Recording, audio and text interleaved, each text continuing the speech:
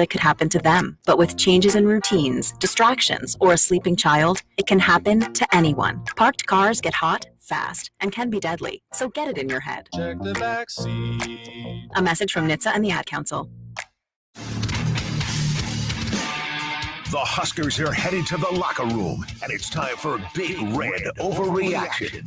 The live post-game show with all the info and opinions you can handle. Plus the most important voice of all, yours. Big Red Overreaction is presented by Equitable Bank. We take banking personally. And Chase Stennett Contracting, also sponsored by Dingman's Collision Center and Mechanical Repair. And No Name Nutrition. Get on the line now at 402-951-1620 and sound off on Big Reaction, live on 1620 The Zone and 1019 The K.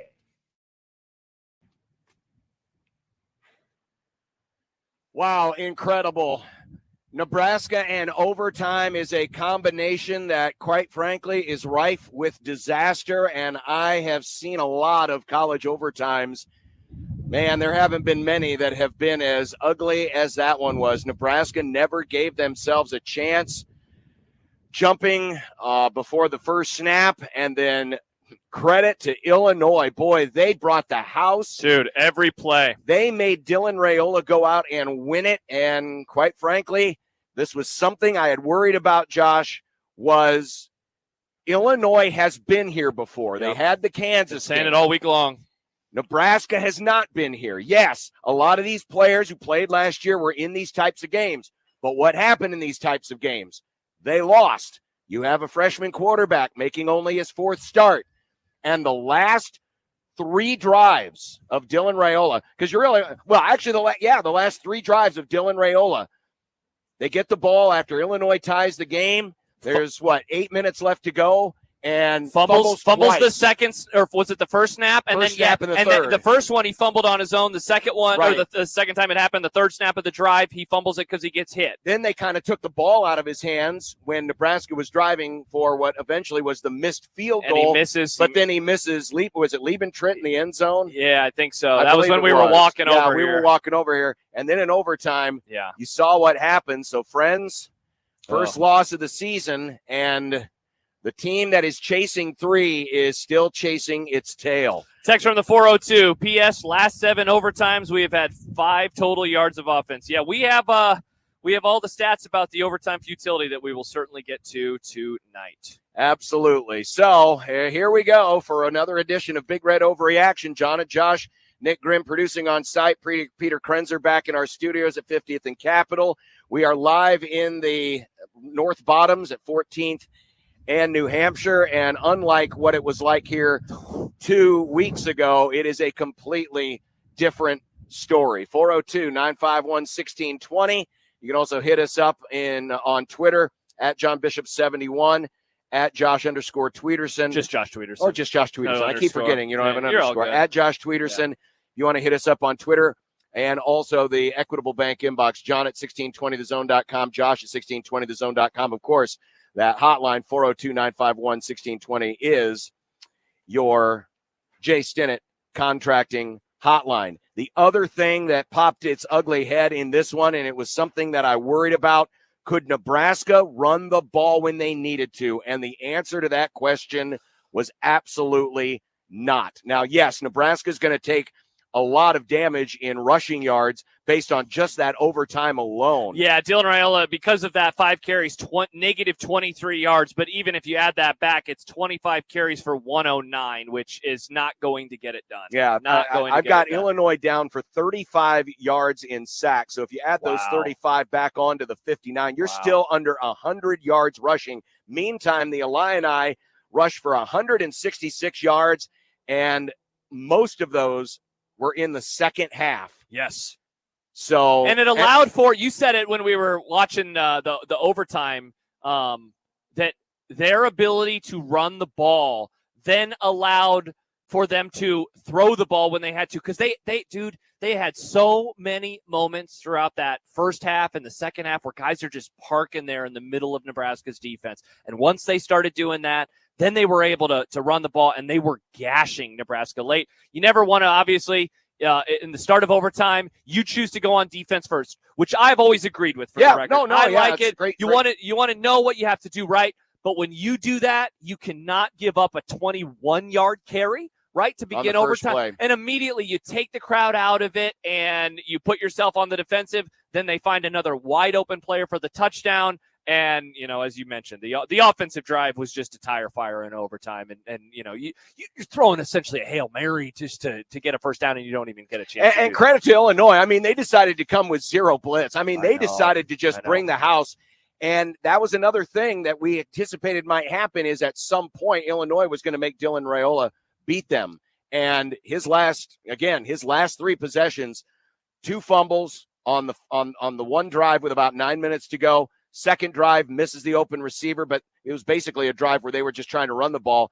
And then the overtime drive, just not good, not good. No, and we were wondering, at some point, he is a true freshman. Yeah. And listen, even if Nebraska wins this game tonight, they were going to win this because Dylan was having to play out of his mind, and Banks and Nayor were going to have to play out of their mind. Yeah. Illinois had the better scheme. They had the better X's and O's tonight. The waggle game tonight from Altmaier befuddled Nebraska most of the night, just rolling the pocket, getting him outside, getting quick dump-offs to the tight ends. We talked last week about how Nebraska spread the wealth. Well, Illinois tonight, for a team in which Bryant and Franklin, their top 2 receivers, accounted for 31 of their 59 catches in 3 games tonight, they had 10 of the 21, but Arkin, the tight end, big beneficiary of that waggle game.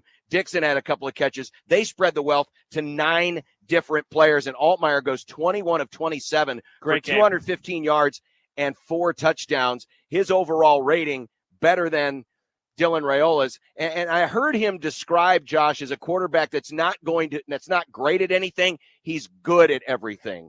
And that's what he had, and that's what he needed to be tonight, and he was. Yeah, 4 touchdowns, like you mentioned. Only got sacked a couple of times. He did a great job at delivering the ball right before the pressure got there. He did a great job at escaping pressure. He finishes, John, the game with only 21 yards rushing on 10 carries, but man, that really does not tell the story of what he was able to do with his feet, moving around in the pocket and finding guys open. And again, they spread the wealth in a way that when we were breaking this down all week long, didn't really see that coming. Bryant with 74, Franklin with 50, Arkin with 28, but they just did such a good job at finding, again, those spots in Nebraska's defense where they could make hay. And once they did that, it was game on. They could kind of do whatever they wanted to do, and they were able to. That multiple drives, throughout the game in the second half and then in overtime, where Nebraska found themselves in a similar situation to where they were a year ago. When they went up 24-17, that was the drive where I was like, here you go. You are in the same spot that you were in multiple times in 2023. Can you get a stop? They were unable to get a stop. They get the takeaway, which was awesome. They bow up at the 50-yard line on the final drive of regulation, but then they have that drive in regulation, 2 plays, 25 yards. Couldn't have been any easier for Illinois. This game, and we have, I think you've said it one time, the missed field goal. This game really was on every single phase of Nebraska football, where sometimes the defense played well, other times not so much. Sometimes the offense played well, other times not so much. Special teams, I don't think ever played well. No, I'll be honest. No, they didn't. They gave up way too many yards in the return game, and that missed field goal, I mean, dude, I said it a couple of weeks ago. There was something weirdly poetic about the documentary being called Chasing 3, because I thought that Nebraska would literally be chasing 3 points because they would be unable to make field goals. And the first big one of the entire season, they miss. And who knows what happens, butterfly effect and all, if they make that field goal. But to not even give yourselves a chance, and obviously that came after the missed pass by Dylan Raiola as well. 402-951-1620 on the Jay Stinnett Contracting Hotline. Our show tonight brought to you by Equitable Bank. We take banking personally. Also brought to you by Dingman's Collision Center and Mechanical Repair, and by No Name Nutrition. Live a better, healthier, more natural life. We will hear from Matt Rhule from Memorial Stadium as soon as he is ready to go. But for right now, got a full bank of calls. Also, those of you watching in, we got a lot of folks who've just joined us on ZoneTV.live. If you're on our YouTube channel, you can comment there as well. We'll try to – there's so many. A lot of texts, a lot of comments coming in. Yeah, just keep doing it. We'll try to get to your stuff. Let's go to the phones. Rob is up first. Rob, what's going on? You're on Big Red Overreaction. How you guys doing this evening? Well, Well, it was a good day until It a wasn't. few minutes ago. Had a great time on the pregame show. Yeah, right. Hey, God, I was hoping this call wouldn't come this early in the season, but well, they got some things to work on. That special teams was pretty sad. The penalties again, I don't understand them. I thought they were going to be disciplined more than they have been. I mean, this game was not good on the penalties. No. And then my question is, I don't know exactly what the time on the clock was left, but it was down towards the end of the fourth quarter, and it was 3rd and 3, and I'm screaming at the TV, just run the ball. You'd had a couple successful runs, just run the ball for 3 yards. If you don't get it, you got another down for the fourth. But they come out on 3rd and 3 and they throw the ball, and I understand he took the shot to the end zone, and it was just out of the reach of the receiver's hands. But then they come out and they kick a field goal with a guy who hasn't kicked field goals. Now, it's a history of bad kicking here. Do you think you'd have done something different? Rob, thanks for the call. Rob, this was an example. I mean, it's a good point. And on sure, you're talking about the 3rd and 3? On the 3rd and 3, again, Nebraska could not run the ball when they needed to run the ball. Yeah, there were some good runs on that particular drive that got them in that position, but they could not consistently get a running game going tonight. Now, again, a lot of this, and they've updated the stat monitor. Yeah. 5 sacks, 46 yards. So, see, 46 plus 48, that's 94 yards in rushing tonight. Yikes. Dowdell had 72, but on 20 carries. He had 3.6 yards a carry. I was worried that this team would not be able to run the ball when they needed to, and this team could not do it from the very beginning of the game. So, to your point, I understand wanting to run the ball. Maybe it sets yourself up for a 4th and 1, and you've got a decision where maybe you go for it. But they took it out of their hands there, and they decided to go for the pass. And again, we were walking back at that time, Josh. It was we'll have to rewatch hard. the end of the game. We'll have to rewatch it. So I can give you here's the play-by-play of the last drive. 4-yard run, 2-yard run, 5-yard pass. So that gets Nebraska the first down. They're at their own 49-yard line. 11-yard pass to Banks. So now they're at the Illinois 40. 5-yard run from Dowdell. 7-yard run. So they pick up another first down. Now, and this is the final sequence. 1st and 10, a 2-yard run. 2nd and 12, a 9-yard pass to Banks. And then the 3rd and 3 is when they ended up missing it. It was funny. John and I are walking over, and we're trying to watch off the phone, and we're listening to the crowd, and so we're always a play ahead, or a play behind, rather.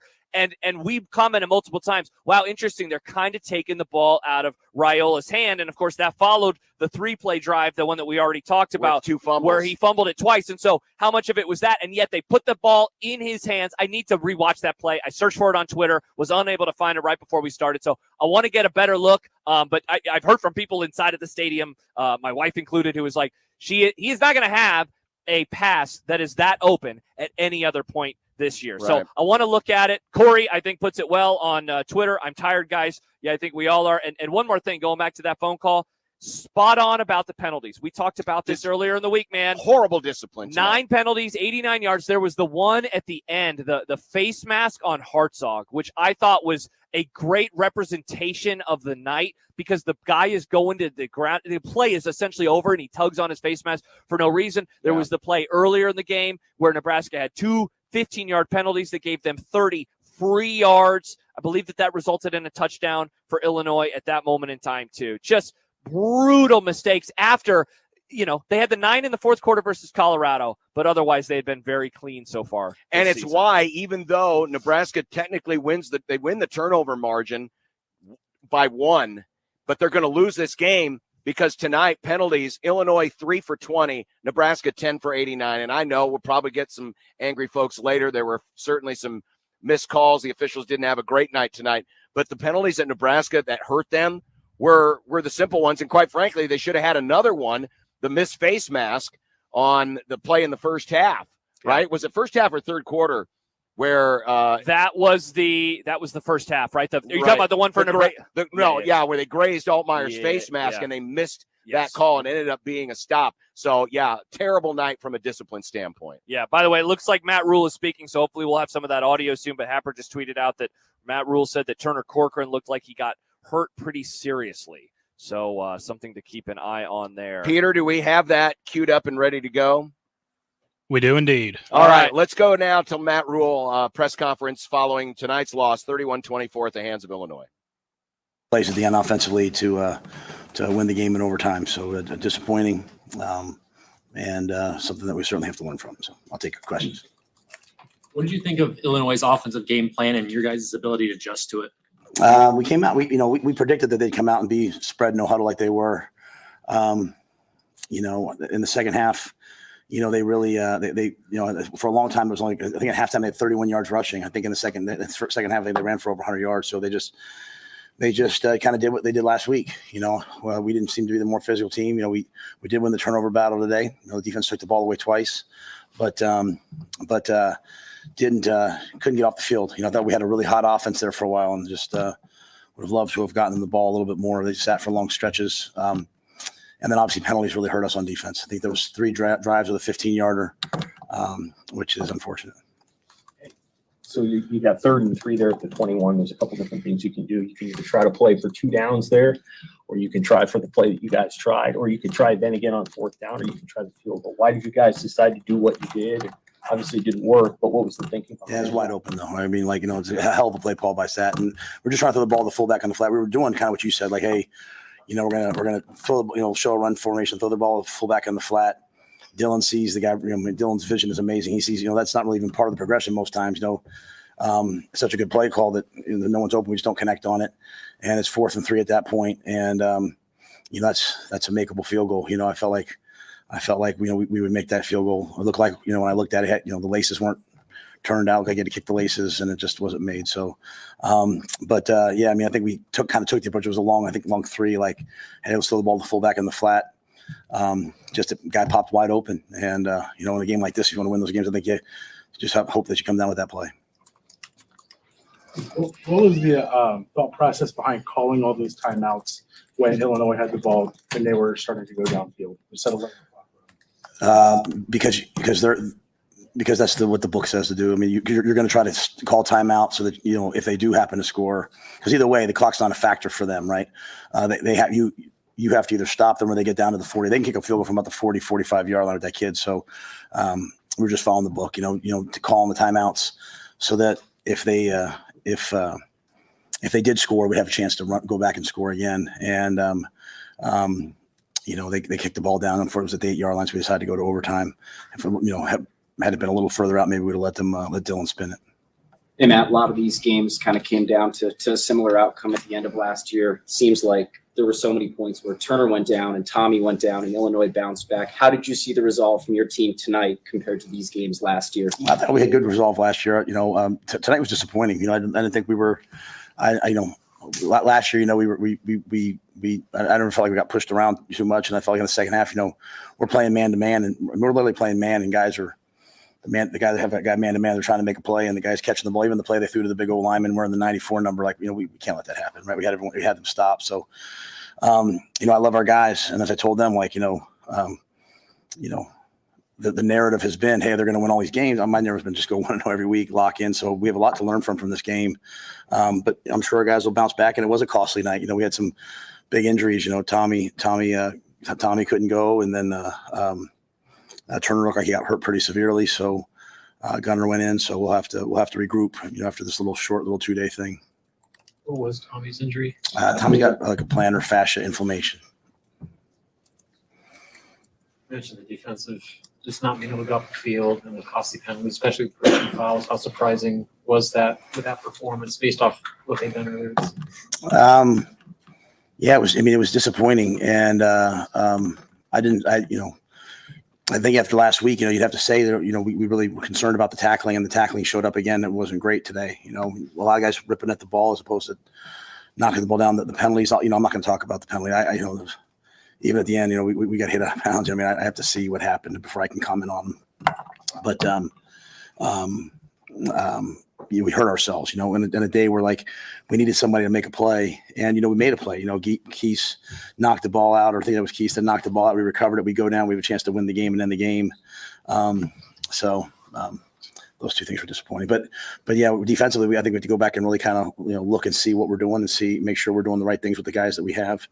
When people they spread us out like Colorado did, but the difference was they were able to run the ball in those sets, whereas Colorado didn't run the ball. Obviously, overtime went downhill right away. What was your sense of just guys heading into that extra frame? Yeah, Dylan was like, "Hey, we were gonna take a shot the first play, and we false started. So kind of just we false started, and then took a sack, and then even on the last one we missed a blitz pick, we missed the protection. We had an MA, so the moment it showed up and we didn't make the plays you have to make to win those games. Even the ball that they called a touchdown that ended up being an interception. We had a lot of opportunities to win the game, and so we're not a bad football team. It's a good football team. It's a ranked team, and we had all of our we had the chances we had to win. So there's some things we have to correct, and getting those moments we have to kind of go make those plays. Make those plays. I thought Sack called an excellent game. We had lots of chances, and I think defensively we have to go back and kind of look and see, hey, were we doing the right things? What do you think about Dylan's interception? I'm sorry. What do you think about Dylan's interception? Just what happened on that play to Naylor? Yeah. Yeah. He put it in his hands. It's two interceptions Dylan has in the year that I think he's dropped dimes in there on, really. So, we had the one ball, he threw the fade to Naylor in the end zone that, I asked why it wasn't defensive pass interference. He said, hey, you're not going back into him enough. So we really try to emphasize that in the second half, and we made some plays on some deep balls. But that went down the sideline. We ran right by him, laid it out there. I thought Dylan was superb in many, many ways tonight, so we had a chance to make a play. At the end of the day, the way I look at games like this is, you're calling plays on offense, defense, and special teams, giving the guys a chance to go make a play, and they made a lot of plays tonight. Problem is Illinois made a lot of plays, and we hurt ourselves with some crucial penalties, and so that was a tough play. But we bounced back. We scored the next drive, and just kind of coming down the end, we just needed to make one more play in the fourth quarter. I know that's we've heard that a lot, right? But that's where we are. You talk about stopping the run. Do you have any concern at this point about how much you guys are running it or how well you're running it on offense? Yeah, I don't think the offense was much of an issue. I think they were loading up the box. They couldn't. I didn't feel like they could cover us, and so I think really the issue was, again, kind of like last week, we didn't get the ball. So even on that last drive, we were kind of pounding it away, and then just unfortunately didn't hit on that last play. But I think the way Illinois plays, they put everyone in the box. When we did run the ball, I thought we were efficient. There'll be games where people will start to play a little different against our guys, and we'll be able to probably run the ball a little bit better, a little bit more. But I thought Sat opened it up, and we, even on that drive, we threw the deep ball to Nayor, and then the throw back to Tommy. I thought we had a lot of plays in the bank tonight. Hey, Coach, what's your assessment of the place kicking in the special teams game? You guys had an opportunity to go up. Of course, John didn't hit it there. Yeah, unfortunately, we didn't make that play. We didn't make a play really on special teams that tilted the game for us.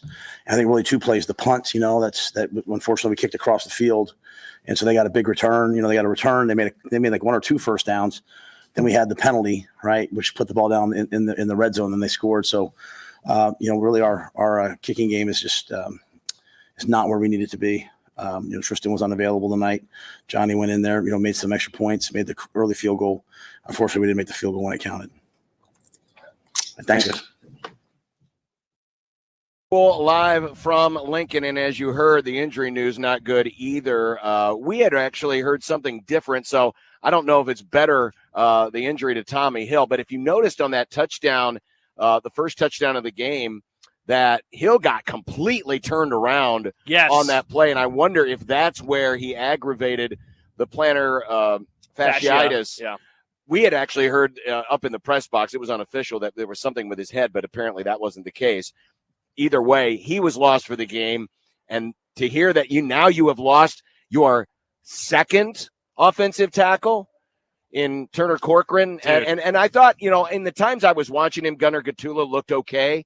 But now you are down a second tackle in a spot that was already in a little bit of trouble with depth. Yeah, it's why the injury before the season, even if whatever your opinion is on Teddy Prohaska, the injury was a problem because now the depth basically disappears. And yeah, if you lose another one of these guys, absolutely brutal. Absolutely brutal.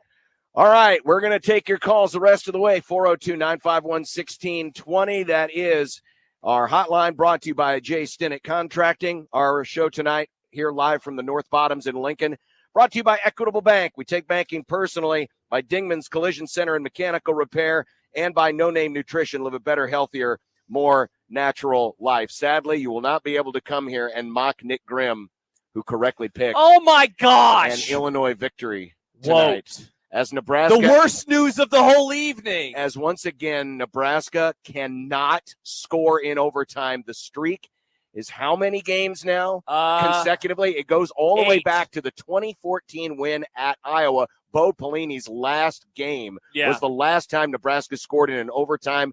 That's now 8 straight overtimes. Nebraska hasn't even mustered a field goal. Dude, they haven't mustered a first Or a down. first down. Yeah, Josh asked a few moments ago on Twitter, is this the worst one? Yes.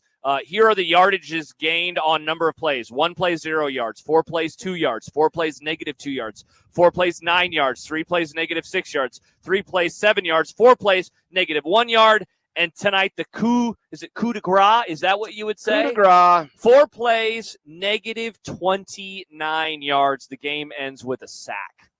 4 plays, -29 yards. Absolutely brutal. All right, 402-951-1620. I'm Josh. He's John. Nick Grimm producing on site. Peter Krenzer back at our studios. Did you say I'm Josh, he's John? I John, think he John. did. I thought I said John, Josh. It's one of those nights.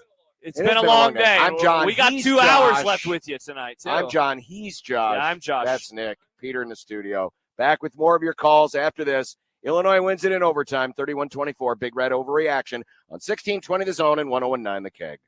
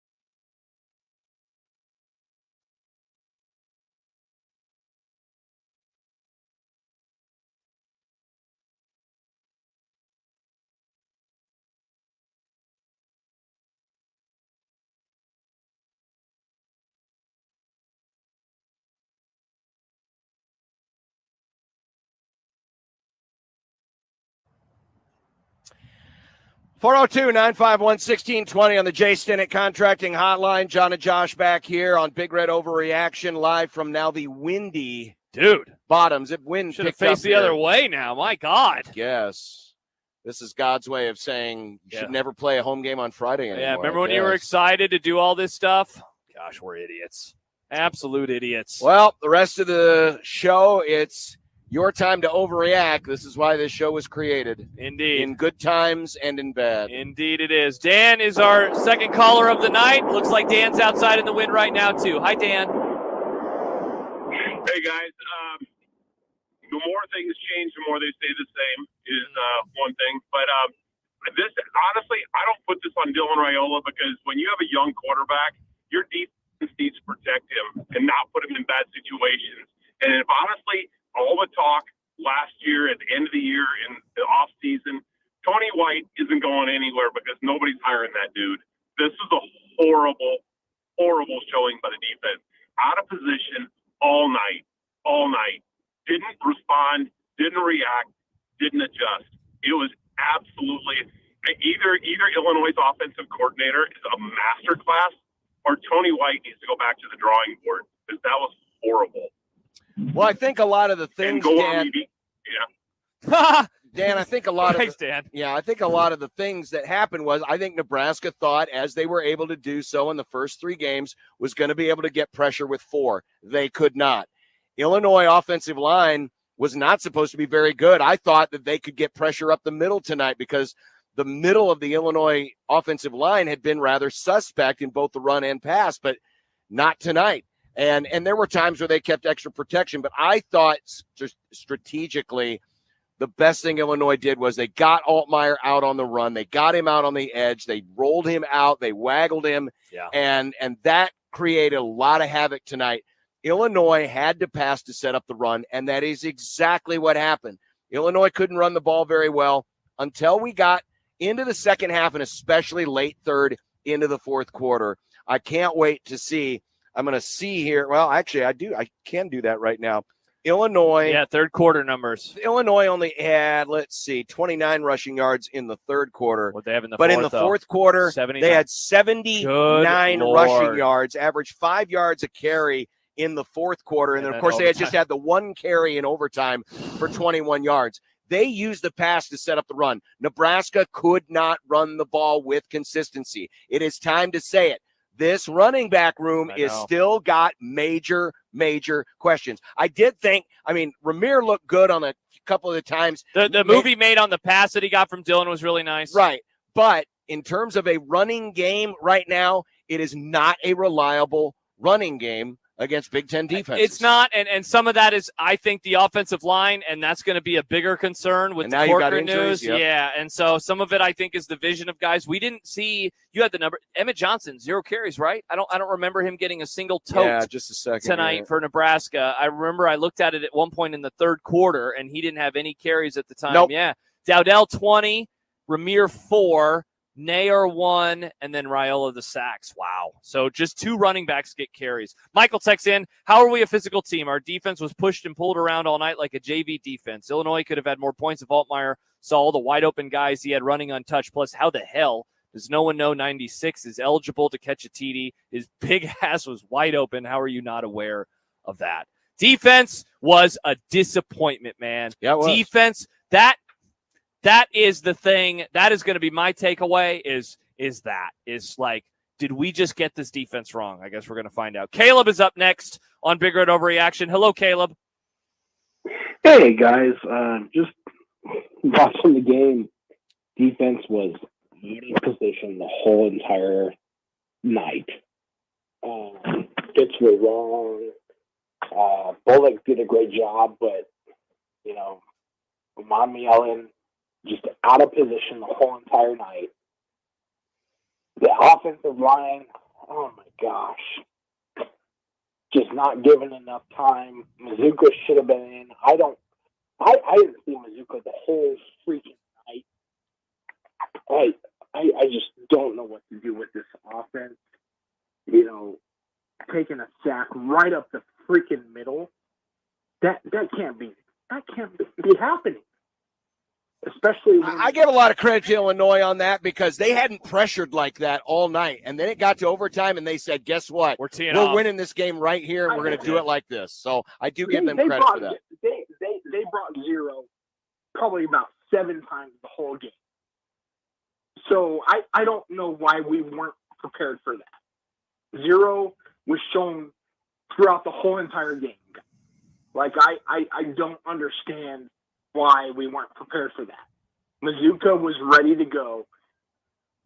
Stop playing around with the seconds and thirds. Get ready to win a freaking football game. Please. Thanks, Caleb. So, look, Mazuka got in trouble. Yes. Within the team. Yes. Like, he was suspended. You can't, that's why he didn't play last week. That's why he didn't play he last wasn't week. Playing this week. You can't hold players and the program to a standard and not uphold the standard. Exactly. Like, you might not like that, but don't people want that? Don't people want the coaches to? They want to hold players accountable in W's, right? But once a loss happens, then suddenly you don't want to hold them accountable before. They're not benching the guy just for S's and G's. No, they're not. By the way, the Havoc numbers tonight, brutal. Only 2 sacks, 2 TFLs, 1 pass breakup, 2 forced fumbles, 2 quarterback hurries. The 2 forced fumbles are a season high. Everything else are season lows. Yeah. And for quite a while, John Bullock was the only one who was accounting for any of those numbers as minuscule as they were. Nebraska could not get any pressure tonight on Altmaier, and that was a problem. So I don't have the total number of dropbacks, right? Like, I can look at pass attempts plus I can look at sacks, and so that would get me to Altmaier having 29 dropbacks. So I don't know otherwise what it was, but Nebraska had just 2 sacks. That is basically 7%. Stumaji pointed this out to me at one point during the game. One of my big concerns coming into the year was the boomer bust nature of Nebraska's pass rush. We saw it last year where how many times did I give you the numbers? 32 total sacks. 16 of them happened in 2 games. That means the other 16 happened in 10 games. That means it's 1.6 per. They had 6 against Colorado. They had 2 versus UTEP on just 17 attempts. They only had 1 last week on 32 pass attempts. And again today, just 2 on 29. But that might not account for other dropbacks where Altmaier was able to get back to the line of scrimmage or run for a yard or 2. So, like, boomer bust yet again. Like, what happened with those guys on the interior and how they were able to wreck shop versus Colorado, and they weren't able to tonight against a team. And I mean, props to Bielema. I got a text from Adam a little bit earlier, said Bielema outcoached Nebraska. Bielema and that offense and the defensive line, they looked like they had a lot of issues coming into this game, and whether it was scheme or effort, they were on, especially at the defensive line for Illinois owned Nebraska at the end of the game. Back to the Jay Stinnett contracting hotline. We're going to go to Mike. Hi, Mike. Thanks for waiting. You're on 1620 The Zone and 1019 The Keg. Awesome. Thanks, guys. I appreciate you taking my call. You're welcome. First of all, I want to say I'm definitely blaming Nick for this one. I was on my way to my bowling league tonight. It's probably around 5:45, somewhere around there. When I heard you guys doing your prediction, he was the first person to say Nebraska was going to lose, so I had a bad feeling from then. Uh-oh. And I was like, oh, God, this is not going to be a good night. And then you guys already basically answered a bunch of the questions I was going to ask anyway, so I was trying to come up with something different as you were speaking. So I'm just curious as to what you guys think happened with the defense, why they struggled as much as they did. And then my second question would be, when it comes to running, do you really think that the running backs are as bad as, like, I won't say you guys are saying they're bad running backs, or do you think they just have a problem with the offensive line getting blocked? So those are like 2 kind of questions there. And then what do you think about the call when it was 4th and 3, when they chose to go for a field goal, knowing they had questionable kickers, as opposed to trying to go for it on 4th down? Well, let's go. You, Mike. We'll go in reverse order. I mean, I think that was the only play you really had. I mean, at some point you got to trust your field goal kickers, whether it's Rhule or it's Alvano. And it was a 30-yard kick, right? Was it? What was the attempt? About 35 yards?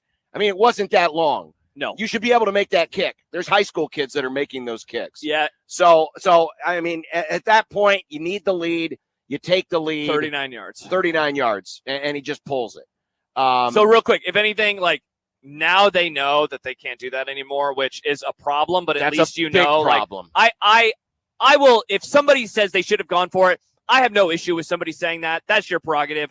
I will say, like, I didn't have an issue with it, but part of it, too, was, like, you're going to learn something in this moment. And I know that's not a warm and fuzzy, right? Like, oh, cool, Josh. Now we know that they're not good at doing it. But I was curious to see what would happen just because, like, they can't play scared of not kicking field goals. Now I would say this. They can play aggressive in trying to go for first down. So now I think it's going to shift the mindset. The second question was, gosh, we should have written these down because there was one about the it was about the running game, the running back room, and the offensive line. Yeah, the line struggled tonight as well. But again, you give a lot of credit to Illinois.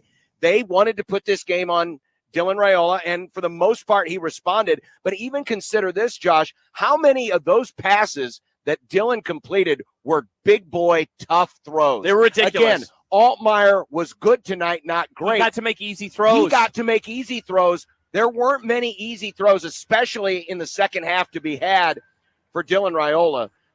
And it was like impressive, right? It's like, wow, this is awesome. But they had to put so much on his shoulders. Yes. They had to put so much on his shoulders. Yeah, the run game, man, like I was concerned coming into the season. I had my worries. I think the offensive line now, there are a whole host of questions given the depth and how they've performed so far. Let's see what happens when Mazuka comes back. You would hope, obviously, that that's going to happen versus Purdue next Saturday. But the running game, like, again, where was Emmett Johnson? Like, that was the thing that kind of surprised me. I like Dowdell. I think he loves contact almost to a fault. Yeah. I don't think his vision is the best at times. Ramirez got the better vision by far. Much the problem better. is he's not as good in contact. Exactly.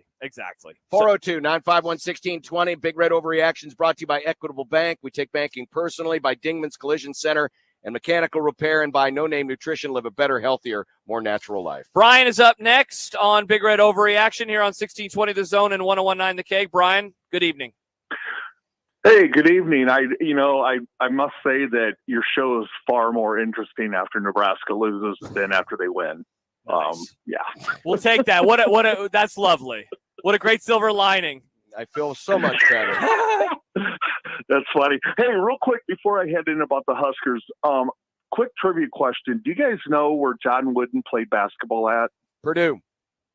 Yeah, I was just on the campus map, and there was John Wooden Drive. I didn't know that. I mean, this is back in the 1930s or whatever. But yeah, they've got a drive or whatever named after him, and he played there and All-American, all that stuff. Just thought that was interesting. Anyway, hey, here's my take. It was very disappointing tonight. Obviously, everyone before the season was predicting Nebraska as a 7-5 or 8-4 team. Yeah. I still think we are that. I think after the first few games, everyone was getting ahead of themselves with the 7-0 start and this and that, and Illinois was very physical. I mean, we knew this Brett Bielema team. We knew they were going to be physical. They were, and I was disappointed to see that at home we wilted like we did. It was just really disappointing. And as far as John, you were talking earlier about the plays that Raiola was making and whatnot, and a lot of those were big boy plays. And you're totally right. I mean, I was under the impression with all these tight ends we were getting that we're going to have the play action passes and the tight ends over the middle, in the middle of the seam running down. We haven't seen that at all. No, we haven't. No, we haven't. I just don't, and they got Carter Nelson now. I just don't get it. I don't. And what's also disappointing to me is Satterfield's lack of commitment to the run. And he does run the ball, but it's more to offset the pass a little bit than it's actually to dedicate himself to establish the line of scrimmage. And when we need to run the ball, we couldn't. And you saw numerous times where we'd, hand the ball off up the middle and there'd be a pile of Illinois and Nebraska players and nowhere to go. And then as the game went on, when Illinois did it, I mean, there was, holes and in overtime, 2 plays. Anyway, yeah, I think, I'll wrap this up with this. I think that Rhule's going to have to make a decision. And I think with the special teams, we're almost a year and a half into his tenure. We're after the 4th game now. So year and a third. Yep, exactly. And it's coming up on a year and a half. And what's he going to do with Ed Foley? And I know that's his buddy and all that stuff. And we've gone in the past to the other coaches and their buddies and keeping them on. I mean, the special teams isn't getting better. It's not. It's it's still the same. It still seems to be a detriment. And and then maybe I don't know. He loves Satterfield, and I know Satterfield's highly paid, with that. But I don't know about that. And I of course I want him to win, but in the end, for 400 sellouts, that was a tough loss. And I don't know. I made the decision last week. I'm going to the Purdue game. I'm still going to the Purdue game. I did notice that after Purdue lost to Notre Dame and after we won last week on StubHub, tickets were going about 115, 120 a game. And now I just look, they're going for 55. I don't know if a bunch of Nebraska fans decided to back out or what. But anyway, hey, great show. Love listening. And I'm going to hang up and listen to the rest of the drunken callers call in. Thank you, Thanks, Brian. guys. So I'll say this. Like, I understand what he's saying about establishing the run. I don't think that they really could. Like, the better plays tonight were when they dropped back to throw the football. Yeah. And for the most part, they had good protection in the first 3 quarters. Yeah. Illinois had 5 sacks and 3 were in overtime. Yeah. I haven't looked at their havoc numbers yet, but let's see.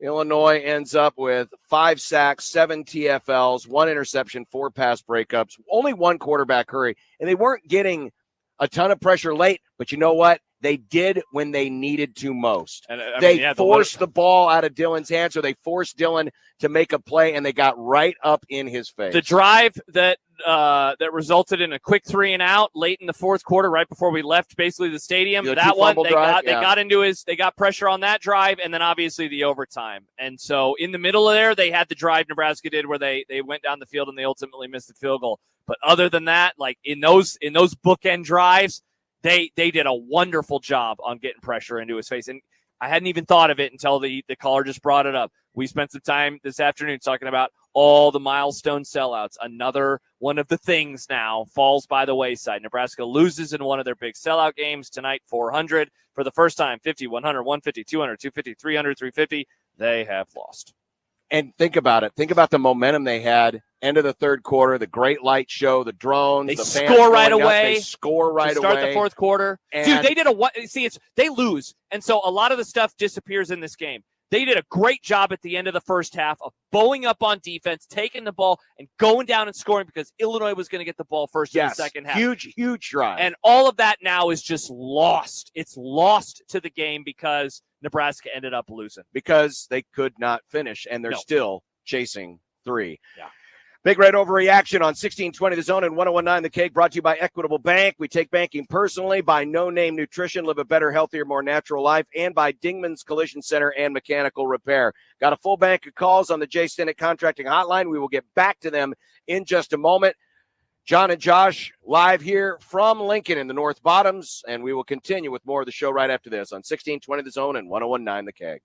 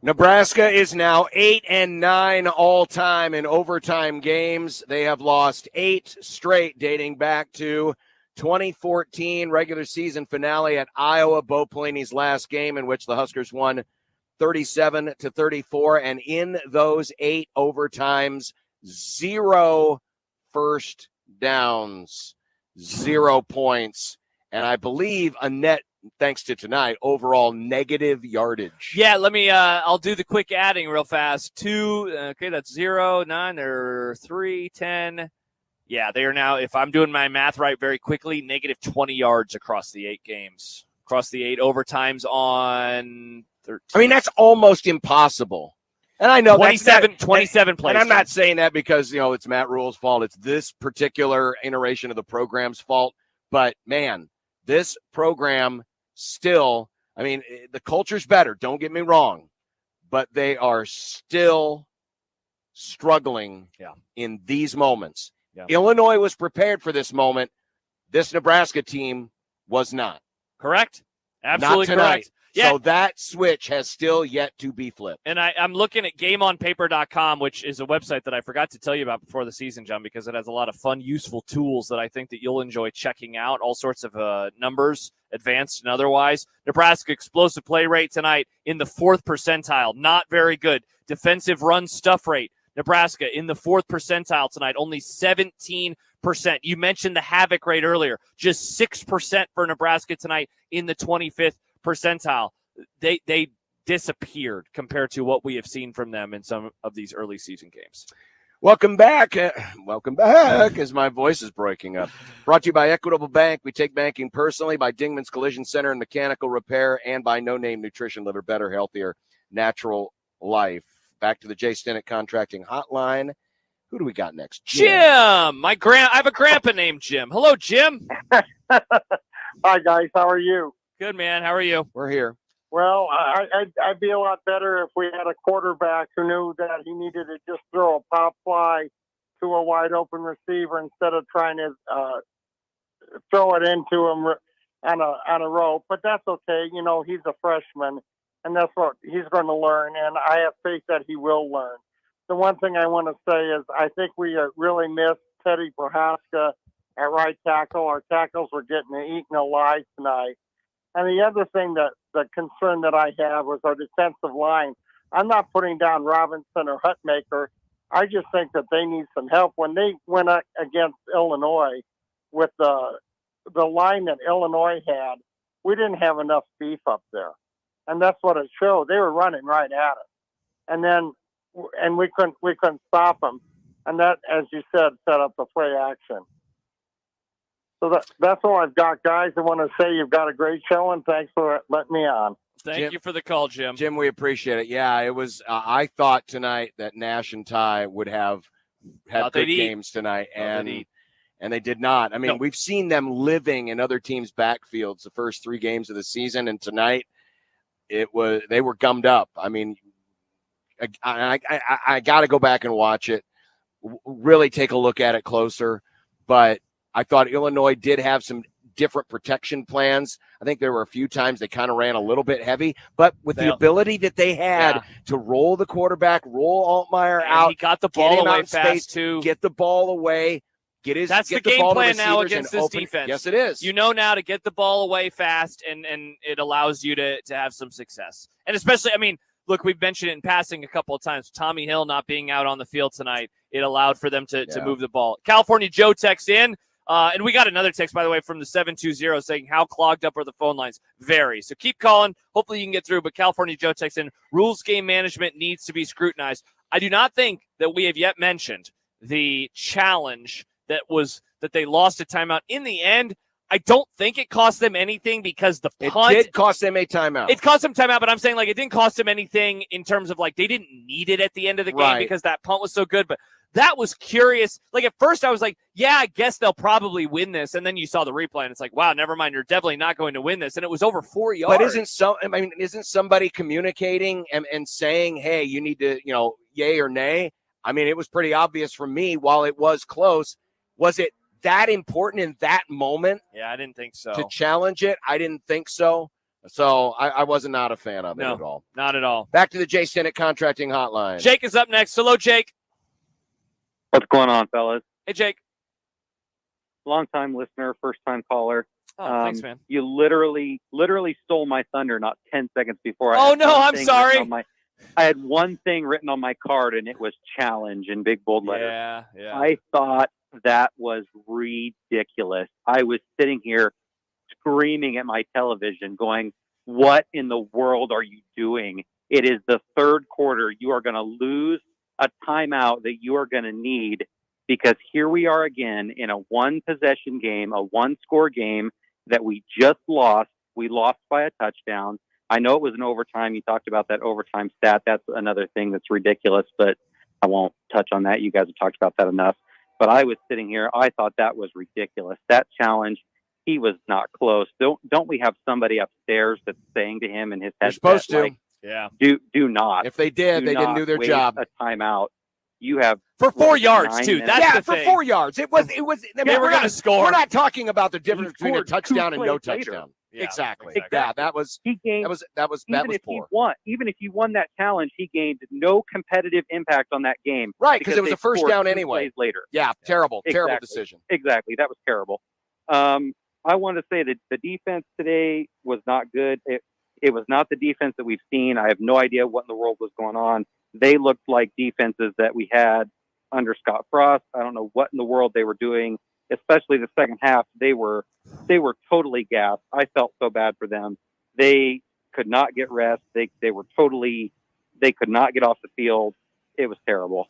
But I'm gonna get off the line, let you guys talk. Thanks so much for having me on the show. I'm Big Red till I die, and I'll stay with them forever. Thanks. Yeah. Guys. Thank you, Jake. This is now the next challenge. I mean, you knew they weren't gonna be there. It wasn't gonna be a perfect season. You knew they were gonna, suffer a loss. Now maybe this one this one stings a little more because of the timing of it, given how well the team was playing, the 400 sellout, all the momentum the program had. But now you're gonna find out even more about this team, and truly if the culture is being fixed. I think it is. I still have faith. Of course. I still believe. I'm not going to overreact to this particular The show's loss. called overreaction, though. But this will be a challenge next week. The good news is Purdue's not a very good team, but it's going to be a sleepy atmosphere. I have a feeling with this extra day of prep that there's going to be an extra hard. There may be another Sunday after Michigan. Hell, they might coming for practice this team tomorrow, man. Yeah, you're right. There may be another Sunday after Michigan. How about this? We have mentioned EPA a lot over the last couple of weeks, expected points added. So I'm looking at some of the final numbers. Illinois, 72 plays, Nebraska, 74. The total EPA, the expected points added for Illinois is 5.85 versus 4.18 for Nebraska. Even though Nebraska's offense essentially doubled up Illinois, 9.56 to 4.45. But get this, special teams for Nebraska, minus 5.15 EPA. Ouch. And how about this? Penalty EPA for Illinois, 8.11 for Nebraska, minus 0.23. You want to talk about a couple of spots I feel like this matches what my eyes saw. Like, no offense to the caller a couple minutes ago. If you begin the show by saying Dylan Raiola and it's a negative thing, I'm like, I know that he missed the throw at the end. He was the only reason Nebraska was in this game throughout it. Yes. Special teams. Without him penalties, and Nayor and Banks, dude, Illinois wins this thing going away. 100%. Going away. 100%. 402-951-1620. Jay Stinnett Contracting Hotline. Up next is Caleb. Hi, Caleb. Hey, Gay. Again, guys. Dylan Raiola, 100% the reason why we were in this game.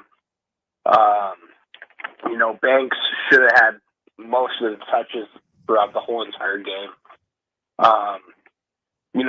Prohaska, if he was healthy during this game, it wouldn't have made a difference. Our tackles, they need to be way more flexible than they are right now.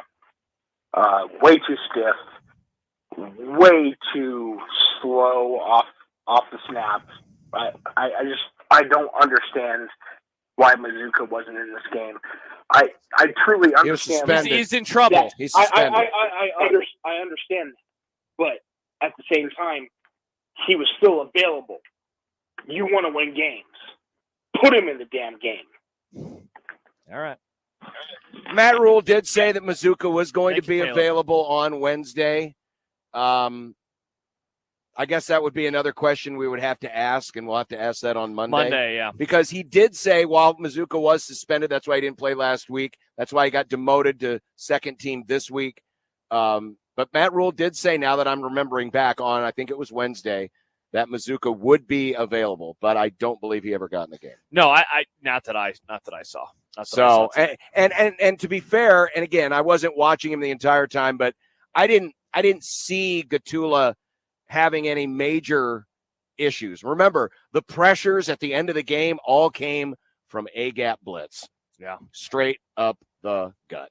Back to the phones. Reed is up next on Big Red Overreaction on 1620 The Zone and 1019 The K. Good evening, Reed. What's up, guys? Yeah, I got like two things to say, really. Okay. Sitting in the student section, I was just kind of like, the whole first three quarters were a bomb. Did amazing. And it's always that the fourth quarter kind of drags out. We just fall apart. Second thing is, there are about 10,000 able-bodied men on campus, and I feel like we got to find one kicker out there. Couldn't agree more. I don't Reed, know. yes. We got soccer players around here, Reed, man. thank you, man. I look, I know that it's the NFL, but I watch the NFL every week and you watch the NFL. These guys are kicking 50-yarders like it's easy.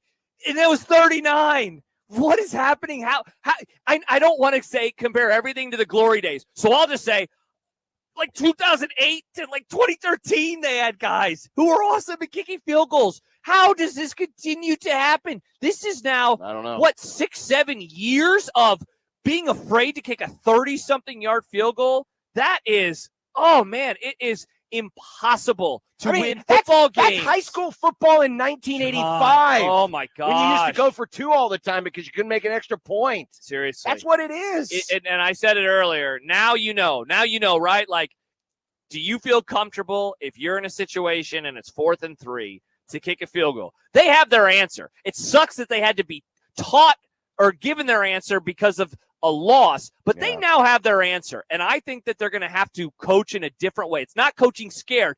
They're going to have to coach more aggressively. Yeah. And in those situations, maybe you do a different play call. Maybe you run it on 3rd down to set up a shorter play on 4th down. Or if you're going to throw it, that's fine. The play should have worked, and then you just do something else on 4th down. That's what they learned tonight. That's a tough lesson to learn. Tough lesson to learn. Scott in our YouTube chant says, take away the single-digit jerseys. No one on the field deserves one tonight. No, there's a dude in a single jersey that deserved one. John Bullock, again, played another really good game. Banks had his best night as a Husker so far, too, right? Bullock, stripped the ball. Banks played. There was Banks and Nayor were excellent. Nayor's catch in the end zone, incredible. Yeah. Banks, there were some tough spots. They had to go up and make big boy plays. Yeah. Again, this game tonight was basically Raiola, Banks, and Nayor. With a little bit of, Dowdell, I think, was solid, but 3.6 yards per carry is not going to do it. That ain't going to cut it. Again, the long of only 14. This is very consistent now the last couple of years where the backs just can't break through. Sadly, we got an answer on the running game as well. Does Nebraska have a running game that you can rely on when you need it? Right now, the answer is no. The answer is no, and the problem that obviously that is going to present moving forward is that the offense is going to become very, very predictable. Right. Dylan Raiola is awesome. Because guess what teams are going to continue to do? They're going to say, come at us. Yeah, you can't put everything on his shoulders. Back to the Jay Stinnett Contracting Hotline on Big Red Overreaction. Michael is up next. Hello, Michael. Hey, guys. How's it going? Good. First-time caller here. Thanks, Michael. And I want to say I am trying to find hope in this experience tonight. I think our offense and Raiola, I thought, played extremely well. I think too much emphasis has been put on his play lately. I think he did a fantastic job tonight. Could have been better in spots, but I think he, as an individual, did fine. I think the defense was the big letdown tonight, but that being said, I think the talent and the skill is there with our defense. I think defense is a highly emotional and technical place in the game. And I think there's a lot of room for improvement there. I don't know if we just weren't prepared tonight or dialed in fully. But I think we can and will be. And I think ultimately this loss tonight could be a good thing for recalibrating for the rest of the season. I think going into this game, there was so much hype and there was so much excitement, and I think that's a great thing. This is a historic program, and we're all very excited about it. And us Husker fans are desperate for that excellence that we know we can have here. And I think we will get there. I just think we are getting a little ahead of ourselves. And I think that this loss tonight to actually serve as a really good teaching moment and a moment to be grounded and move forward.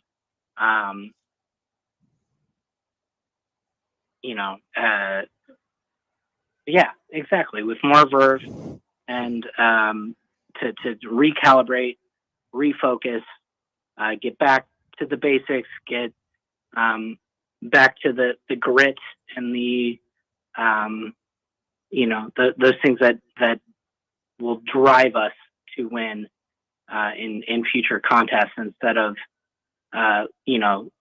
being in week 3, week 4 and thinking about making the college football playoff. Appreciate the call. Thanks for the call, Michael. To go back to the defense, dare I say, in what's this now, 16 games? I think that is the most disappointed I have been following a Nebraska game in the Matt Rhule era at the defense. I thought the Colorado game snowballed because of the offense last year. Michigan won the national championship. I'm not going to be upset about that. They had moments last year, certainly, where they would give up a drive or two. End of games was always it was reminiscent of tonight. But look at the final score of some of those games that they lost, at the end, Maryland or Wisconsin or Iowa, low-scoring games. Yeah. This was a disappointment. And especially what happened in the second half, Happer just put out some stats about Illinois on the non-forced fumble drives. 6 plays, 78 yards, touchdown. 8, 62 yards, field goal. 9 plays, 50 yards, turnover on downs. That was the face mask one. 9 for 37 and a punt. 11 for 57 and a touchdown. 9 for 75 and a touchdown. 8 for 31 and a punt. 2 plays, 25 yards, touchdown. That was overtime. Happer adds that's 8.6 plays per drive when you take out the overtime drive, the 2 fumble drives, and the 1 end-of-half kneel down. For the most part, they absolutely owned Nebraska's defense, and that is not great. By the way, a couple of people keep asking about Husker Nate was the most recent. Why was Ty Robinson yelling at a teammate after we sacked Illinois and recovered the fumble? He was pissed. This happened when John and I were getting in the elevator, so that's going to be something that we're going to have to watch on a later date. Right. But it wasn't asked about in the press conference, so if anything comes out, obviously we'll give you that info. Josh, unfortunately, this is the 24th consecutive loss to a ranked team dating back to the Oregon win in 2016. Gross. And we talked about it, how the Matt Rhule record against AP top 25 teams is only 2-19, but granted, a lot of those were as an underdog. Well, tonight they were favored, and they were favored by 8.5. It got to 9.5. It did. Right? It did. 9.5 points. And Nebraska, again, fails to close out in one of those games where they are favored. And now Nebraska is 0-4 under Matt Rhule. And Rhule has not won a game against a ranked foe since 2016 when he was at Temple. He went 0-11 at Baylor, and now he is 0-4 at Nebraska. Said it this week. This is one where the narrative, because I have thought it was overblown. I've said as much. I said that but over now and the over. narrative has life. This is bad. This Oxygen's is been breathing. This is bad. They were a touchdown and a half favorite. It was a home game, and especially given the way that the game unfolded, I thought that Nebraska didn't really play ultra well, and yet they were still up late in the game, and they had an opportunity. The game is tied late, and they're driving down to score. I thought that they had a chance to win. This is how those narratives really are able to grasp on and take hold of you. And if anything, it's a bad loss for that reason alone. Big Red Overreaction is brought to you by Equitable Bank. We take banking personally. By Dingman's Collision Center and Mechanical Repair, and by No Name Nutrition. Live a better, healthier, more natural life. Those sirens you heard in the background were the escorts for the winning team as Illinois has left the building. It is a standstill right behind us. Yeah. Absolute standstill. It is. That's what it was after the Colorado game. Sadly, though, a lot of disappointed folks. 402-951-1620 on the Jay Stinnett Contracting Hotline. More of your calls, more of your thoughts next on 1620 The Zone and 1019 The Keg.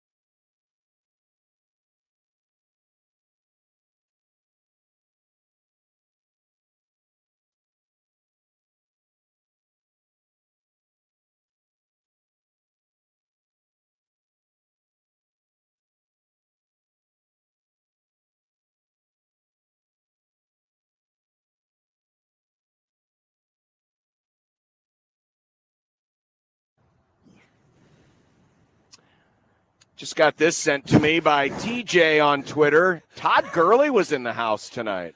What? Why? I don't know. Not sure. He has no relation to either of these schools. Maybe he's buds with somebody. I don't know.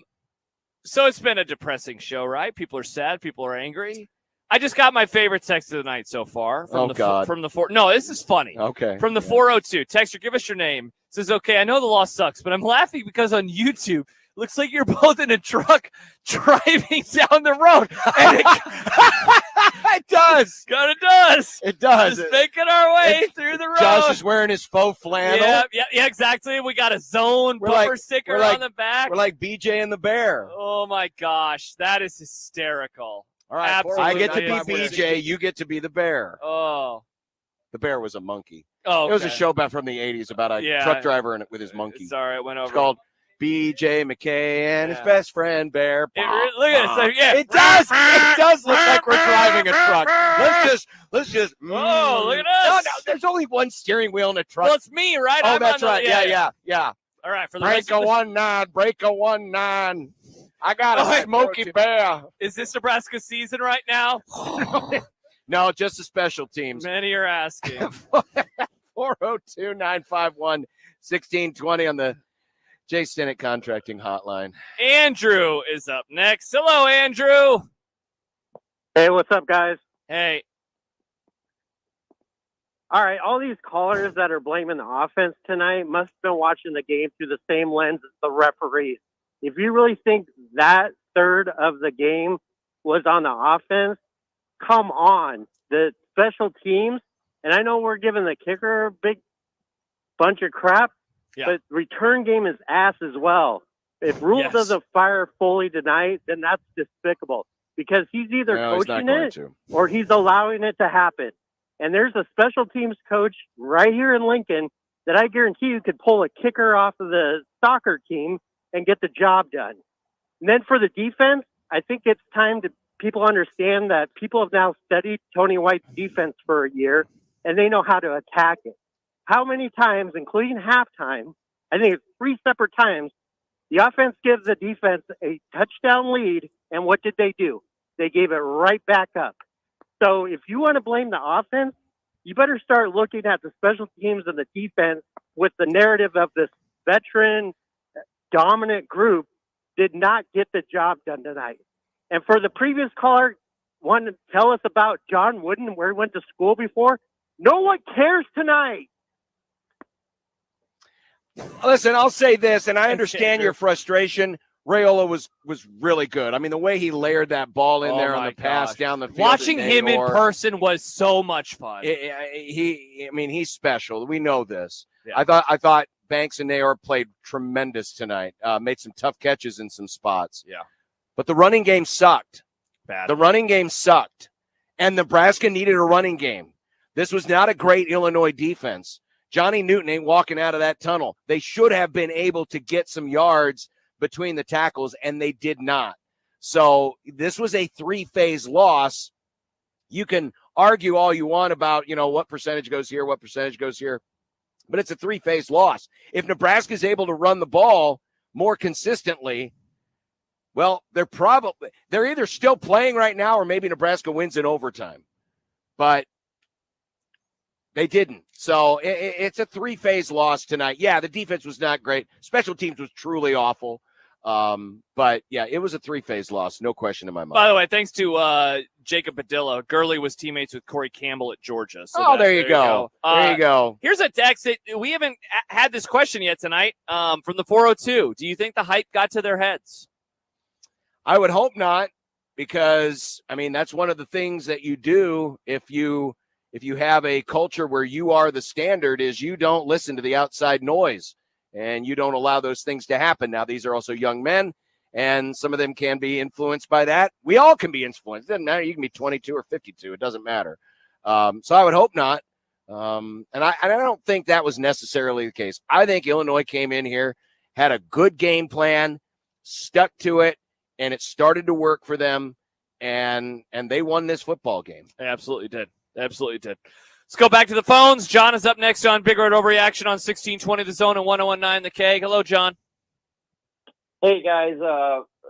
First-time caller. Just want to say love most of the coaches and the process, but can we please stop being overconfident? I've been a fan since I was born in 2001, and it's the confidence that kills us. Ted Lasso says it the best. It's the hope that kills us. Number 2, since the Colorado game, what is our defensive line done? They get our hopes up and they kill us. It's the RPOs that really killed us tonight. The next thing is Satterfield and Foley. They're questionable at best. Most of the offensive play calls I do like, but it's like, what's going on, guys? And McGuire really needs to teach our wide receivers to take the ball away. 2 weeks in a row that Rhule has thrown an interception, and they just strip the ball away. It's incredible. And the last thing is, we know our kickers are 50-50 no matter where they are on the field. So why don't we just go for it in the fourth quarter? Just go for it, because we know it's going to be 50-50 at best. But that's it. Thank you, guys. Thanks I for mean, the call, at some John. point, You had come to on, you're in college. You should be able to find someone who can kick the damn ball. Yeah, I don't have an issue again with attempting it, but now they know the answer, sadly. Shout out to that caller for bringing up the interception. I don't think we've really talked about it tonight. Yeah. That was the second straight week where, because there was a text earlier from, I think it was Tammy, why is Rhule blaming the receivers and not Dylan? He should have put more on the ball. I agree, but I also think the receivers were the ones who screwed up both of the interceptions that he has thrown this year. I thought they screwed up last week. I can't remember who it was. Nayor had the ball in his hands, and he had it ripped away from him. Very, very disappointing. And like, it's a play that was so early, and Nebraska still scores in the first half, so it's just kind of lost. Like, Illinois doesn't go back down the field, but that was a bummer of a turnover. I don't know. Especially tonight, I give credit to the defensive back because remember, you're up in the air, you're grabbing it with your hands, and you're also, remember, you're falling to the ground, so you're going to try to bring it in. Yeah. And at that same exact time, the DB is in there raking, and he takes away. That's a tough thing to do. I'm not going to get – I mean, sure, would you like to have guys who have, just rock-solid hands that just clamp onto that sucker? Absolutely. But that is a tough thing to do when you are at the peak of your jump and you're falling to the end zone and you're trying to bring it down. That's I mean, it's hard luck. It's hard luck, and give credit to the defensive backs on each of those plays for making it. And by the way, as far as the ruling, I thought it was the right ruling. It was easily the right ruling last week. It was a lot closer this week, but I still think it was the right ruling by replay. Yeah, I do too. Watching it live, I thought it was going to be a turnover. Then they quickly called a touchdown, and we're watching up in the booth. And yeah, and I know a lot of people he crossed the plane. It's not a running play. Think about it as completing the catch. Process. That's what it was. Right. Calvin Johnson. Yeah. It's that exact. Yeah, he That's had Des still caught it. And so he did not complete the process of the catch. The difference being that the process of the catch wasn't interrupted by the ball hitting the ground. The process of the catch was interrupted by the defensive back taking it away and possessing it to the ground. Yeah, absolutely. 402-951-1620. Back to the Jay Stinnett Contracting Hotline. It is Mike who is up next. Hello, Mike. Hey, guys. How's it going? Good. Really shitty performance. Oh, Mike. Come on. You waited online, and then you say the S word. We're not a podcast. We're a radio show. Yeah. We still have FCC guidelines. Yeah. Write your government and say that we should be able to say those words on the radio. And in this truck, we speak the Queen's English. Where are we at? Have we hit our exit yet, Josh? No, I don't. You don't have your hands on the wheel. Sorry, yeah. No, sorry. in this semi, it's more my like bad, this. My it's kind bad, of a my big... bad. Can we Photoshop that on there? Peter, hop into Canva for us. Nick, these are fun graphics for Monday. All right, let's try this again. Let's see if Aaron won't say the S word. Aaron, no S words, please. No problem. Hey, thanks, Justin, John, and Peter. I have a question. I was your caller last week, the optimist in regard to who you think would be in the 10-team playoffs. I don't talk to you much in the 10 things, but my question is this. With today, with game theory, we had 18 minutes of offense and only 12 minutes of defense in the offense in the first period. I'm really screwing this up. Sorry, we're kind of entertaining ourselves Sorry, right now, thanks, Aaron. Appreciate the call. Honestly, I couldn't really hear him very well. I couldn't either. Couldn't really hear him very well. This show, which is now losing control because we're screaming down the interstate at 75. Oh, no! Breaker, 1-9. Got a Smokey Bear report for you. County Mountie at mile marker 524. Watch out. We got this place is crawling with bears. Brought to you by Dingman's Collision Center. Oh, man. We're getting loopy. Live a better, healthier, more natural life. by Equitable Bank. We take banking personally, and by Rotella. Rotella oil by Shell. It's on the oil. We run in this here truck. We will be back and have more of Unsportsmanlike. Hey, it's not bumper to bumper anymore behind us. Hey, not look at Unsportsmanlike, John's Big Red Overreaction. Big Red Overreaction live from the interstate as we're cruising down I-95. Oh, no. We got a whole... The brakes aren't working. We got a whole load of teddy bears, and we're trying to get them to Walmart before morning on 1620 The Zone and 1019 The K.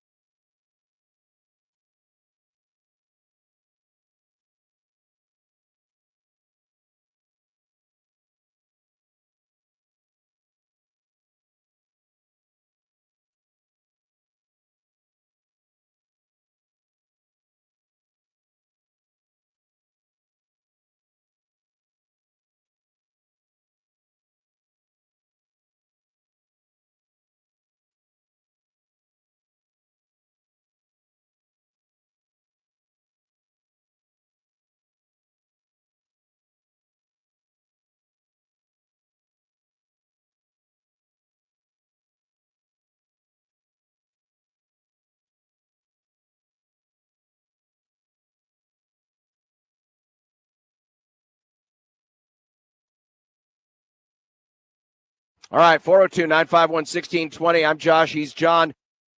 And after that, everything went downhill. Nebraska loses tonight in overtime, 31-24, 8th straight overtime loss, 8th straight overtime. Nebraska even fails to gain a first down. Nebraska now 0 for their last 24 in games against ranked teams. And Matt Rhule has not won a game against a ranked team since 2016 when he was the coach. Or no, was it 2016? When he was with Temple? 2016 when he beat Navy. Yeah, he didn't have any with Baylor, and he doesn't have any with Nebraska so far. So, unfortunately, yes, we've been able to check off some good things off the box, but unfortunately not able to check off everything. Tonight's show brought to you by Equitable Bank. We take banking personally. By Dingman's Collision Center, Mechanical Repair, and by No Name Nutrition. Live a better, healthier, more natural life. Jason texts in, can someone tell me what they were doing letting the clock run before halftime without calling timeouts? I know they scored and it didn't matter, but it almost looked like they were going to let the clock run out. WTF. I think that they did exactly what they wanted to do, and that was take the clock down rather, and certainly scoring a touchdown has made it all the better. And they had 3 timeouts.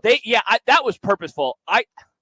Because they didn't want Illinois getting the ball back because Illinois was getting the ball. They wanted to avoid Illinois getting a 2-for-1. Yeah, so I didn't have a problem with that. It's a shame that they didn't win for a variety of reasons, but one of the reasons why was the story for me, if they would have held on, was going to be Dylan Raiola. That guy, they trust that guy to an insanely high degree. I think that drive was about trusting him.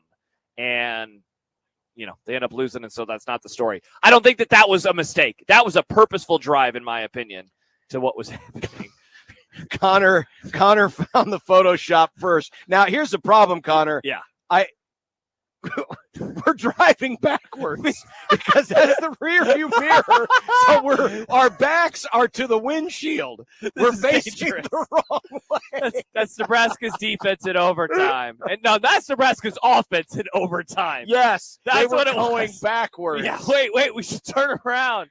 John, you're facing the wrong way. You're facing the wrong way. You're driving. Yeah, that's I can true. face the wrong way. Oh, by the way, I just saw this from Amy Just of the Journal-Star. By the way, when she saw me up in the press box, she said, "What are you doing here?" Wow. Laces were in. Laces out. Oh, laces out, Dan. Laces out, Dan. All right. Laces out, Dan. Back to the Jay Stinnett contracting hotline. I don't know if this is Matt Rhule, but we do have a Matt on the line. Hello, Matt.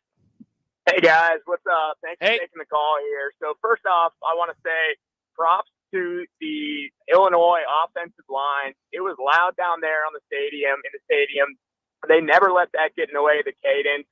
There wasn't a lot of false starts. I mean, it was going the whole time.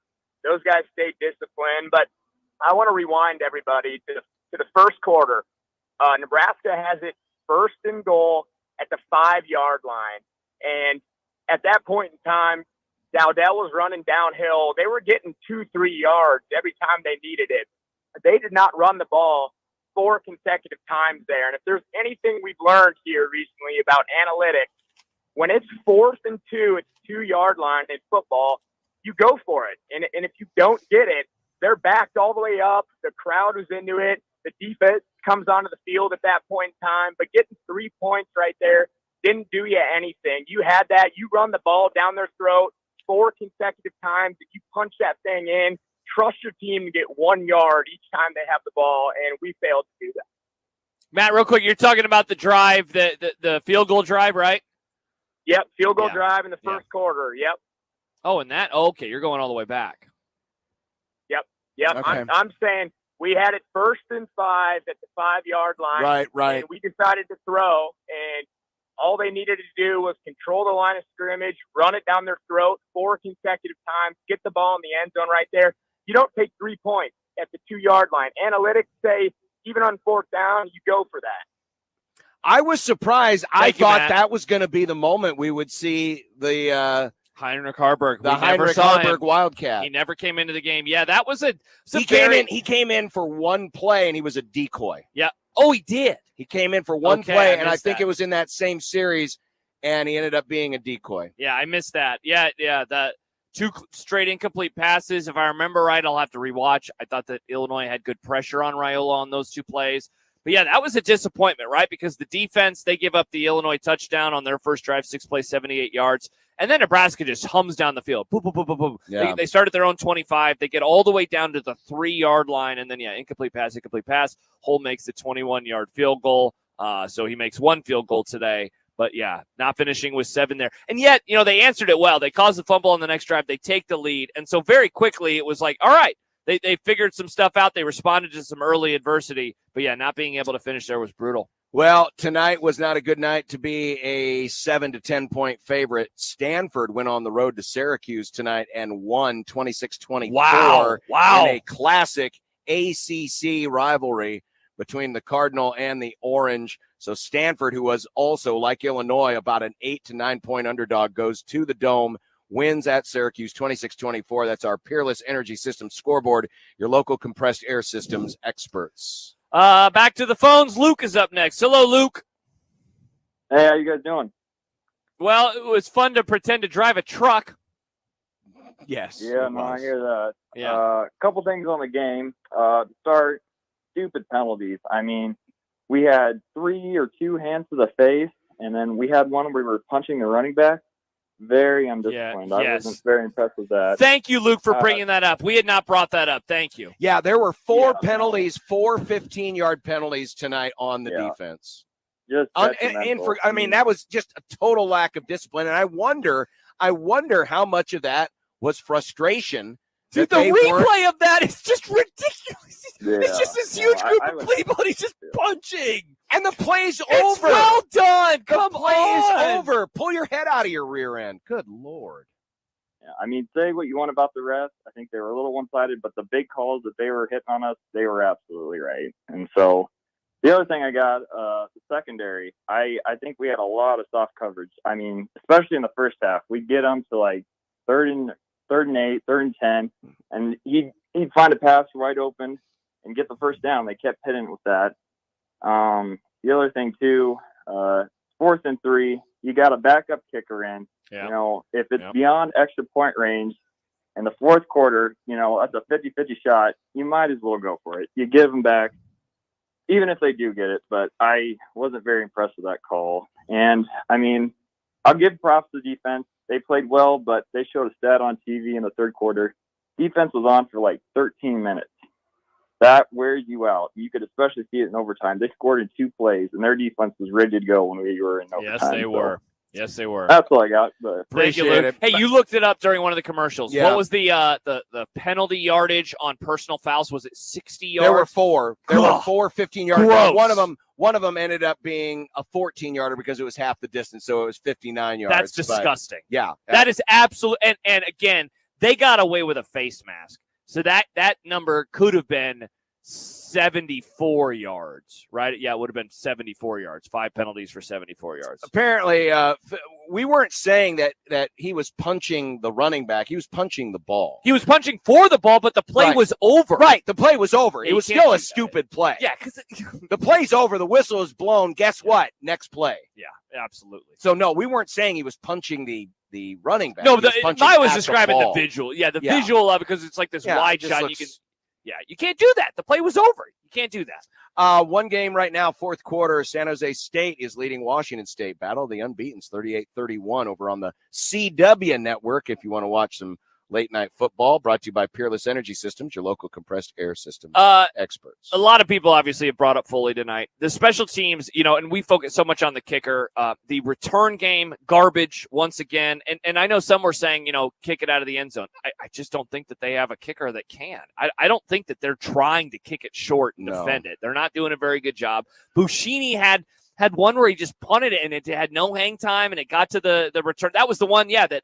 Where did the Illinois player catch it? At the 6, and he had the 37-yard return. Is that what it was? Yep. He had another one late. And that set up a scoring drive. Dude, Nebraska's it did. Nebraska's coverage is bad. It is very, very bad. It's costing them lots of yards. Listen, Buschini is launching the ball into outer space, but the problem is he's out kicking the coverage. Very much so, including the one that went down inside the 10, and they returned it that far. Yeah, so, there are some definite issues with special teams, and you quoted the EPA numbers earlier on special teams and how badly. Negative 5.15 for Nebraska. Yeah, that's so basically special teams cost Nebraska 5 points. Yeah, that's bad, man. Yeah. Yeah, the offense for Nebraska tonight gained them about 9.5 points. Special teams cost them 5, and they had negative EPA on the penalties, whereas Illinois gained 8 points via penalties. 8.11 EPA on those penalties. Back to the phones. Scott is up next. Hello, Scott. Scott. Hey, just on your last point, I believe I have heard them say that it's a conscious decision to kick short, and I believe overall the season that they have generally tackled the opponent before the 25-yard line. That obviously didn't happen tonight, but I think overall teams have been starting out shorter than the 25-yard line than when we tended to just kick it out of the end zone. That wasn't really what I was calling about. The other thing, I was more worried about the punt than I was the kickoff. Sure, absolutely. Defense, yes, was bad. That's been beaten to death. I'll hold the judgment on Tony because he's done well the last couple seasons, and so I'm hoping he's going to get those guys playing, tackling better, doing what they need to do. Yes, they were the reason that we lost tonight. But you guys talk about the rushing game and how we're not able to do it. How would you know? If you take out the sacks, we had 25 rushes and 43 pass attempts. That's a 63-37. And then we have the Frankenstein running back by committee. Dowdell got most of the carries.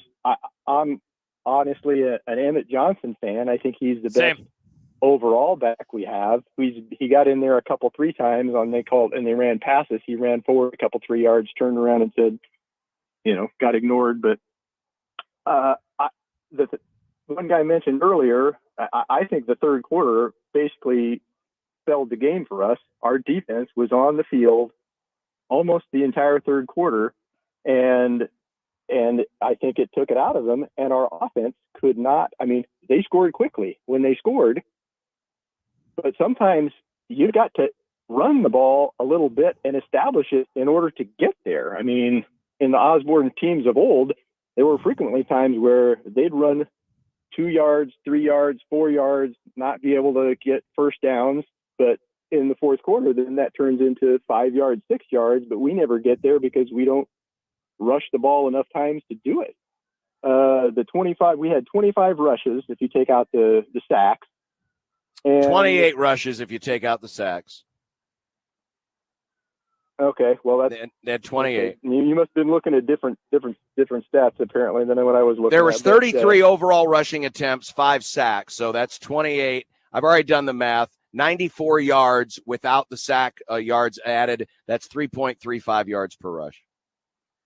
Huh. Okay, I was looking at the ESPN and they showed it at 110, but okay. And they may have not. They may have not added. They may have not figured in some of the stuff from the overtime when everything went haywire. But these are the official numbers that I have sent to me by the university. Gotcha. But we were close to, if you take that stuff out, close to 4 yards a rush.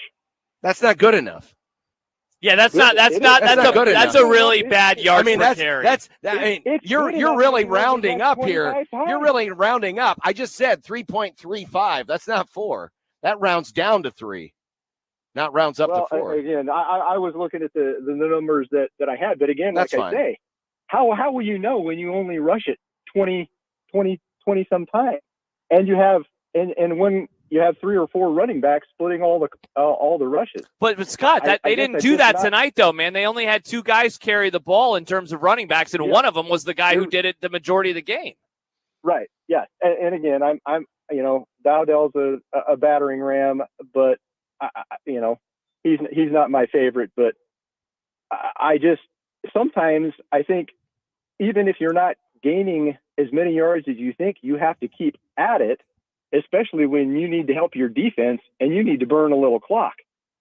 You know, when you score as quickly as we did, and then your defense is immediately on the field again, sometimes you have to recognize when your defense is having an off day and you got to just help them with clock a little bit. But so I haven't been a Satterfield fan since he started, but and obviously he's going to stay because Matt's like, he called a great game tonight, and I'm like, well, okay, I guess he'll be our guy until this experiment ends. I mean, you do have a really talented quarterback. Thank you, Scott. Appreciate the call. Yeah, I understand where your frustration is tonight, but again, this team could not run the ball when it needed to. Yeah, I don't think I am not a Satterfield fan. I know you're not. I don't think this game is on him. Did you watch the game and think, man, the play calling tonight has just been very, very poor? I did watch the game and say, man, Illinois really had a good scheme tonight for Nebraska. 100%. But I don't. Nebraska had to work very, very hard. They did. Very, very hard on both sides of the ball. But on offense, they had to work very hard. You said it a little bit earlier. Nebraska's passing offense tonight, they were asking a lot of Dylan Raiola. What he was able – that's the train that goes across the whole country. Yeah, it's the Amtrak. Oh, okay, yeah. They were asking him to do a lot, and he made some ridiculous throws. But ultimately, he didn't make one in the most important moments of the game, and he overthrew it just a little bit, and it was incomplete. Look, Emmett didn't get a carry, and that's a bummer for tonight because Emmett's yards per carry on a very small sample size is incredibly high.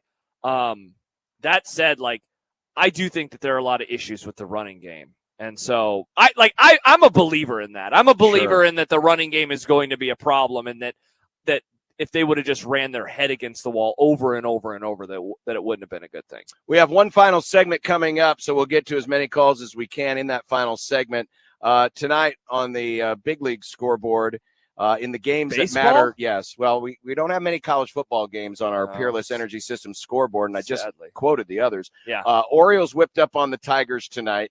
The Marlins beat the Braves. The Twins over the Red Sox. The Mariners, your Mariners, beat the Rangers. And the Royals lost tonight. Go Mariners. 2-1. So the wild card race now in the American League, the Royals are up 1 game over the Twins, who are up 1 game over the Tigers. And the Mariners are only 2 back. So we've got 4 teams within 2 games of those last 2 wild card spots in the American League, and the Mets are 2 games back. Or I'm sorry, the Braves are 2 games back of the Mets. And another thing on the scoreboard, you see the Phillies, they beat the Mets. Did you mention this? They clinched their playoff spot. So the Phillies are in. All right. Another look at the scoreboard. Brought to you by Peerless Energy Systems, your local compressed air systems experts. Back for a final segment. We'll get to as many calls as we can, and we wrap things up from Lincoln tonight after a disappointment as Sellout 400 goes down as an L. Illinois 31, Nebraska 24 in overtime on 1620 The Zone and 101.9 The Keg.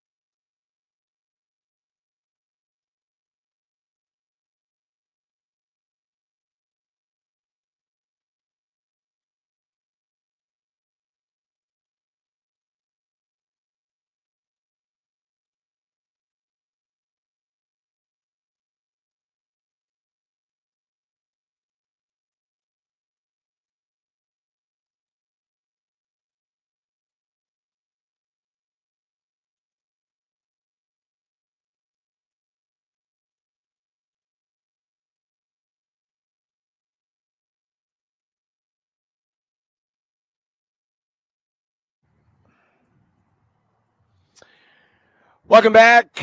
Final segment here from the North Bottoms. Want to thank everybody in helping us out here at our location the last couple of weeks. Really appreciate it. Also, everyone over at Blur Parties for our last 2 pre-games that we have done. Had a wonderful time. Unfortunately, it did not end with a clean sweep. No. As Nebraska falls 31-24. Severe reaction. We'll be still on Sunday. So yes. Tomorrow, just take the day and watch other football games. Thank God. Yeah, watch other football I'm not going to Minnesota. I'm going to be on my couch tomorrow. Oh, man. But- Nick was right. But Severe Reaction will be at 8 a.m. Sunday morning in its usual time slot here on 1620 The Zone. We still have people making memes of us in the truck. Yes, the shout out Riley. They're getting better. Just a normal Bigger Overreaction escaping crime town out of the North Bottoms. Always important. Always important. By the way, shout out to Jacob Padilla. We were talking about Heinrich Harburg earlier. So here's the play that we missed, John. Apparently they had a trick play where he threw it back to double pass from Heinrich Harburg to Dylan Raiola, who then hit Jamal Banks across the field for a gain of 11. So we must have missed that on our I wonder if we missed that when we were going down the elevator. You did it? All right, sweet. So it was in the fourth. It had to be in the fourth quarter. Yeah, Okay, it was. It was okay, in the so- middle of the fourth quarter. So it was. So what happened? John and I were about to go down the elevator right when the last takeaway happened. And then we got on the elevator. Yeah, we saw the last takeaway. The elevator doors closed, and then we were kind of in the dark until we got down to the bottom, and then we're able to get back outside and get the internet working again. Yeah. So we got to see the final drive. Didn't get a good look at the missed pass by Dylan Right. on the 3rd and 3, but yeah. So that's what happened there. All right. Final bank of phone calls. We begin with Andy. Hello, Andy. Hey, what's up, Josh and John? Yo. Hey, I got a beef with Josh, actually. Whoa, Andy. Did think Josh cut you off on the Nebraska interstate? didn't believe in the hype? Do what? What? Say that again. I think Nebraska believed in the hype, and that's why they didn't come to this game prepared, coach-wise, player-wise, honestly. I mean, To be fair, Andy, I think it was John who said that earlier. So I think you have a bone to pick with John. Oh, okay, John. No, but I got a couple other points. So what is up with third down with us? I'd rather have a 3rd and 3 than a 3rd and 25, honestly. Because we give up 3rd and 25 for the last 15 years. You'd rather have Nebraska be on defense on a 3rd and 3 versus a 3rd and 25? Yes. I'd rather have them 3 and 3 or 3rd and 3. Yeah. And vice 3rd and 25, honestly. Because we get beat on 3rd and 25 all day. Well, that's a wild take, Andy. I don't know if I agree with that take. Okay. So, other points. Since I'm the last caller and have some fun, I love you guys, first off. A lot of people are blaming Dylan for this loss. It's totally on the D. No, only idiots are blaming Dylan. No one blaming Yeah, Dylan no for one's the loss. blaming Dylan. We'll hang up on them if they do. Okay, good. But the D killed us. We know that. Yeah. I mean, I was expecting some adjustments, and I saw the same stuff every play, even into the fourth. And it kills us, and that's why we lose. And it's probably a good thing, actually, because maybe we need some humbling. We got on the high horse. Ooh, look at us. We're 3-0. Well, time to play big boys, and let's fix it, and hopefully it keeps on going. This is being a realist, and I hope you guys enjoyed it, and thank you guys. Sure. All right. Thank you, Andy. Appreciate Now, what do the you call. think? Would you rather be on 3rd and 3 or 3rd and 23 if you're on defense? He said he'd rather Nebraska face a 3rd and 3 versus a 3rd and 23. I don't even know what was the point. I mean, because they give up big plays sometimes. Back to the phones as we brought to you wind by down. No Name Nutrition, live a better, healthier, more natural life, and Digman's Collision Center and Mechanical Repair. Joel is up next. Hello, Joel. Hey, how you doing, guys? Good. This is Now I'm probably a bad take, and you probably will tear me apart for this. But first of all, I want to say the sky is not falling, and I'm not trying to be a Debbie Downer. Okay. But I wanted to talk about how we're always the off-season hype train champs. Okay. And I realized the Chasing 3 stuff, all those episodes, and then, all the sports shows that Rhule's on doing interviews, that's selling his vision to future recruits. I get that. But Sure. at some point, in my personal opinion, I just wish we would shut up and quit pumping sunshine and just, like the old adage of don't tell people how good you are, show them. Is that the a bad chasing take? is the chasing 3 telling people how good everything is and pumping sunshine? I mean, everyone does these things now, right? Everyone has right, their I great video departments that do these behind the scenes things, and They put the promotional stuff out. It's for the fans. It's also for the recruits. I don't see that as artificially pumping sunshine or anything like that. I see it as promoting a program. Well, I that's what I mean. But at the same time, it gets a little bit old that we're awfully good at that, and then not just this game, but over the years, the results. Right. So you're saying that thank- Nebraska shouldn't promote its program when it's not winning? No. I'm just saying that. Do you guys think it gets a little old that we're really good at that, which is great, promoting the program, but I mean, I'd rather be good at it than bad at it. Yeah, I'll be honest, Joel, and thanks for the call. That stuff never bothers me. But I am also someone that, like, this is not going to be self-serving, but I also don't get mad at people for telling me a team is good and then they're not. I mean, just don't engage with it. Right. If you don't like, Nebraska didn't lose this game tonight of the documentary. because of the documentary, or fans were feeling too confident, or the talk around the team was too confident, or Joel Klatt was saying they were underrated. That's not why they lost the game stop tonight. Illinois from running the ball down their throat in the third and fourth quarter. Right. That's why they didn't win the game tonight, not because of chasing three. A couple more calls to go. Chris is up next. Hello, Chris. Hey, what's going on? Hey. I just noticed tonight there's a couple of good takeaways from the game. You have there's a silver lining in all this. The first one is that you guys are never going to beat Michigan State ever again, and that we're just a better program than you. Go green. Nebraska? This is the same guy who called a couple weeks ago. It's now his bit to promote Michigan State. Michigan State, Larry Nassar. Wow. You went 0-60 fast, and I'm talking about going backwards again in the semi. What does Michigan State have to do with anything? Exactly. Wow. All right. Final call of the night. Let's make it a better one. Nick, do you promise to not bring up Michigan State football on Big Red Overreaction on 1620 The Zone and 1019 The Keg? I'm here to talk about Nebraska's failures, not Michigan State. Awesome. Thank you. Thank you. Good. Not relevant. Wow, I get to end the night off. Just a few takeaways from me. I'm not going to say anything. I don't think anything new, but there was no complimentary football here. I mean, the offense came up sometimes, but I think someone a little bit ago was speaking what I believe, which is you got to establish a run game to some degree. I mean, you got to dominate at the line of scrimmage. You got to dominate the time of possession. They just didn't do that. I am absolutely tired of seeing gun run. When you're down on the 2-yard line, just get under center and punch the ball in. I mean, why are we kicking field goals? We don't need to, especially because they can't make them apparently. And then also, I said it last week, the defense has just absolutely struggled with containing their gaps. And I mean, they're having problems now. I mean, against a team that can actually run the ball, but that's all I got to say. I'll let you guys get out. But also Michigan State. What are we talking about them for? Thank you, Nick. They're terrible. Yeah. They're Thank terrible. you. They're terrible. Yes, Anyway, thank you, all Nick. All right, well, that'll do it.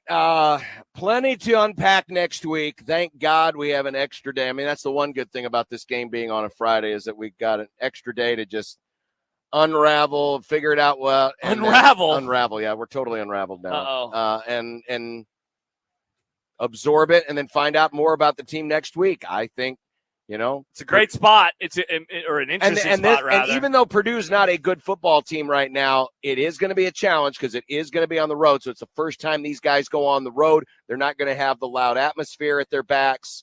It's going to be a bring your own energy type of game. And, it's all part of the growing process. Unfortunately, tonight was an opportunity. Tonight was an opportunity to end a lot of different streaks. It was. We didn't expect it to go into overtime in the first place, but that was another streak that could have ended. They didn't do it. But next week is an opportunity to not make one loss two. Yes, 100%. And to get back on the track and to continue moving forward and seeing just how solid the culture is here. There's a lot of things to work on. They've got injury issues. If you missed it, Turner Corcoran sounds like it's not a good situation for him. Matt Rhule didn't specify exactly, but just based on the tone, it sounds like he could be out. So we're going to see a lot more of Gunnar Gatula. Hopefully Micah Mizuko will be back off suspension next week. Hopefully Tommy Hill, plantar fasciitis can be a real pain in the rear end. I had it once. It sucks. And especially, it's one thing if you're a drop back quarterback and you have it. It's another thing if you're a defensive back. 100%, John. So 100%. that's going to be something worth watching too. One more thing for me before we go. Steve writes in on Twitter. 1, Nebraska wins when Josh is in Minnesota. 2, therefore, Josh needs to be sent to Minnesota for all future Nebraska games. Sorry, dude. It's for the good of the fans. I did think about that like, I'm going to this game. If they lose, people are going to blame me. And you know what? People blame me. That's the show tonight, brought to you by Equitable Bank. We take banking personally. By Dingman's Collision Center and Mechanical Repair. By No Name Nutrition. Live a better, healthier, more natural life. Thanks to all of our callers on the Jay Stinnett Contracting Hotline. And sadly, the scoreboard tonight, brought to you by Peerless Energy Systems, reads Illinois 31, Nebraska 24 in overtime. Again, severe reaction still on Sunday. 8 a.m. for Michael. And that'll wrap things up. For Peter Krenzer, our producer back in Omaha, for our on-site producer, Nick Grimm, I'm Josh. He's John. And it's time to pull off the road now. It's time to hit the rest stop, get back in the sleeper. Josh, you can sleep up here in front. I'm getting in the sleeper in the back. All right. Sleep well tonight, John. Or Josh, whatever your name is. We'll see you later.